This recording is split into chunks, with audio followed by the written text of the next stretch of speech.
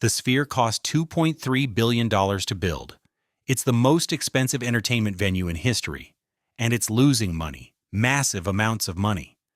In the last 12 months, the Sphere has lost over $507 million. The company that owns it might go bankrupt. MSG Networks, part of Sphere Entertainment, warned it may declare bankruptcy if it doesn't refinance its debt. The most technologically advanced venue ever created is a financial disaster, and it might never be profitable. This is the story of the Sphere, Vegas's most expensive mistake. In 2018, Madison Square Garden Entertainment announced something nobody had ever seen before. They were building a massive spherical venue in Las Vegas with technology that would revolutionize live entertainment. The Sphere would be 366 feet tall and 516 feet wide, the largest spherical structure ever built. The exterior would be covered in 1.2 million LED pucks, creating the world's biggest screen. Inside? Even more insane. A 160,000 square foot wraparound LED screen, the highest resolution screen ever created. Immersive audio with 160,000 speakers. Haptic seats that vibrate with the music. This wasn't just a concert venue, this was supposed to be the future of entertainment. The original budget? Around $1.2 billion. Expensive. But Madison Square Garden was confident. Then costs started spiraling. The technology was more complex than expected. Construction delays added expenses. Every problem cost millions more to solve. The final price? $2.3 billion. Nearly double the original budget. The most expensive entertainment venue in human history. September 29, 2023. The Sphere officially opened with U2's Residency. The world was watching, and the reviews were incredible. Everyone who experienced it said the same thing. It's absolutely mind-blowing. The visuals, the audio, the immersion, nothing else comes close. U2's Residency was a massive success, sold-out shows, rave reviews. This was everything they promised it would be. But behind the scenes, the financial reality was already setting in. In its first full quarter of operation, Sphere lost $193.9 million on revenue of $167.8 million. Think about that. They made $167 million in revenue and lost $193 million. They're losing more money than they're making. Every quarter since has been the same story. The most recent quarter ending September 2024 saw the Sphere lose $125.1 million. For the past 12 months, operating losses totaled $507 million. $500 million lost in 1 year. Here's the issue. The Sphere has two main revenue sources. First, the Sphere Experience, a tour of the venue plus the film Postcard from Earth, directed by Darren Aronofsky. Nearly half of Sphere's revenue comes from these showings. That's a problem. They built a $2.3 billion venue to show a movie? A movie is their main product? Second, concerts and events. This is what the Sphere was actually designed for. But concerts only accounted for about 32% of revenue in their first year. They need huge artists doing long residencies. But those artists demand massive payouts. U2's Residency was incredible. Sold-out shows, amazing reviews, global attention. But U2 got 90% of the box office revenue during their residency. Read that again. U2 took 90%. The Sphere only kept 10%. When your biggest success gives you 10% of the revenue, the math doesn't work. You can't spend $2.3 billion and only keep 10% of ticket sales. The Eagles are doing a 28-show residency. Dead & Company performed there. Phish has done shows, but these are the only major acts. CEO Jim Dolan says they're struggling with how to squeeze everyone in who wants to perform, but hasn't announced major new residencies beyond the Eagles. If the calendar was truly packed with A-list acts fighting to get in, they'd be announcing them. The silence suggests otherwise.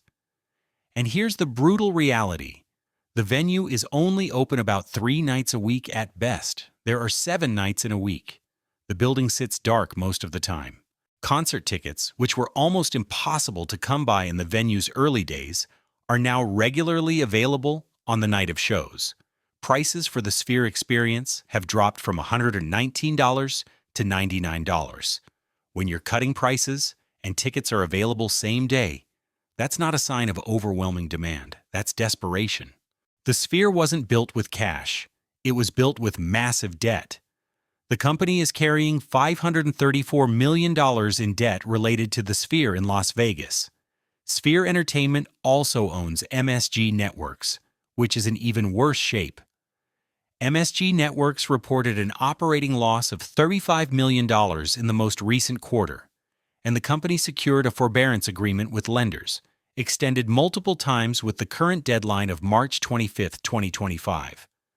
If MSG Networks can't refinance, the company stated, it is probable that MSG Networks and/or its subsidiaries would seek bankruptcy protection. The company that owns the Sphere might go bankrupt. That's not speculation. They said it themselves in official filings. CEO Jim Dolan compared the first year of operating the Sphere as the first pancake, implying they're still learning and will get better. But when you're losing $500 million a year, you don't have time to figure it out. The debt doesn't wait. The interest keeps accumulating. Company officials stated that early costs were associated with building out the business so it can handle future growth and developing infrastructure to support a global network of spheres over time. A global network? They can't make one sphere profitable. And they're planning more? Sphere Entertainment gave up on plans to build a sphere in London after Mayor Sadiq Khan blocked construction over concerns about its potential negative impact on residents. The second sphere was supposed to be in London. That fell apart. Now Abu Dhabi is the location of the second sphere, though details remain murky with no official groundbreaking date announced. And here's the thing about Abu Dhabi. It's being financed entirely by a local partner. Sphere Entertainment learned their lesson. They're not risking their own money on another one. Dolan said the company is working on the architecture for a smaller sphere, in the 5,000-seat range compared to 17,600 seats in Las Vegas. So their solution to the $2.3 billion venue not working is building smaller, cheaper versions? That's not confidence. That's admitting the model is broken. The Sphere cost $2.3 billion. Even if we're conservative and say they could have built it for $2 billion, that's the number they need to justify. To pay back $2 billion over 20 years, a reasonable time frame, they'd need to profit about $100 million per year. That's profit, not revenue. They're currently losing $500 million per year. They need to swing $600 million just to break even on operating costs, then another $100 million on top of that to justify the construction cost. Even in the absolute best-case scenario with sold-out shows every night, the economics are brutal. Here's what nobody wants to admit. The Sphere might be too expensive to ever work. Yes, it's incredible. Yes, the experience is unlike anything else. But at $2.3 billion, even selling out every show might not be enough. Even if you sold every seat for $200, aggressive pricing, that's only $3.5 million per show. If you do 200 shows a year, ambitious, that's $700 million in ticket revenue. But you're giving 70–90% to the artists. You're left with maybe $100–200 million, and your operating costs are enormous. The math just doesn't work. There are a few possible outcomes. Option 1. They find a way to dramatically cut costs and book more shows. Maybe they get Taylor Swift or Beyoncé for a massive residency that actually generates profit. Option 2. They refinance the debt, push the problems down the road, and hope the economics improve over time. Option 3. The company goes bankrupt. The Sphere gets sold at a massive loss to someone who can write off the construction costs and operate it more cheaply. Option 4, it becomes a permanent money loser that the parent company accepts as a loss for the prestige and publicity. Right now, option 3 or 4 seem most likely. Here's what's wild. Several big-name investors have embraced the potential of Sphere, with Steve Cohen amassing a 5.5% stake, Ken Griffin tripling his stake to 5.3%, and Morgan Stanley revealing a 7.2% stake. Major investors are buying in despite the massive losses. They either see something others don't, or they're making a very expensive mistake. The Sphere is a technological marvel. It's genuinely unlike anything else in the world. The experience is mind-blowing, but it cost $2.3 billion. It's losing over $500 million per year. The company that owns it is facing bankruptcy. Ticket prices are dropping. Shows aren't selling out anymore. You can build the most incredible venue in history and still have it be a financial disaster. The Sphere proved that technology and ambition aren't enough. You also need the economics to work, and right now, they don't.